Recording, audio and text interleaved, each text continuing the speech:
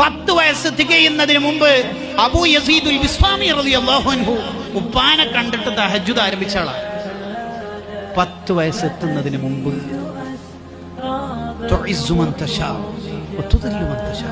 അള്ളാഹു ചിലരെ നിലംപരിശാക്കിയിടും, നീന്നിച്ചിട്ടും നീ അങ്ങ് ഉയരണ്ടെന്ന് പറയും.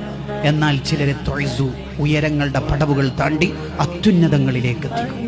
ഈ ആയത്തിന്റെ തഫ്സീർ സിറാജുൽ മുനീർ ലിസ്വാഹിബുൽ മുഗ്നി ഇമാം സയ്യിദുന ഖത്തീബ് ഷിർബീനി റഹിമഹുല്ലാഹ് പറയുന്നത് അറിയാം, അള്ളാഹു ഉയരങ്ങളിലേക്ക് എത്തിക്കാൻ ഉദ്ദേശിച്ചാൽ അയാളെ അള്ളാഹു ചെയ്യുന്ന പരിപാടി എന്താ പറയുക, അയാൾക്ക് തഹജ്ജുദ് നിസ്കരിക്കാനുള്ള തൗഫീഖ് കൊടുക്കും. തഹജ്ജുദ് നിസ്കരിക്കാനുള്ള തൗഫീഖ് കൊടുക്കുന്നുണ്ടെങ്കിൽ മനസ്സിലാക്കാം അള്ളാഹ് ഏറ്റെടുത്തിട്ടുണ്ട്.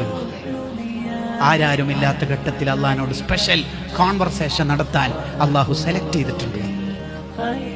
പിന്നെ എന്താ നമുക്ക് തഹജ്ജുദ് നിസ്കാരം പതിവാക്കാൻ കഴിയാത്തത്? അതിന്റെ ഉത്തരം കൂടി പറഞ്ഞ് ഞാൻ എന്റെ സംസാരം അവസാനിപ്പിക്കുന്നു. ഹൃദയത്തിന് രോഗം ഉള്ള ഒരാൾക്ക് തഹജ്ജുദ് പതിവാക്കാൻ കഴിയില്ല.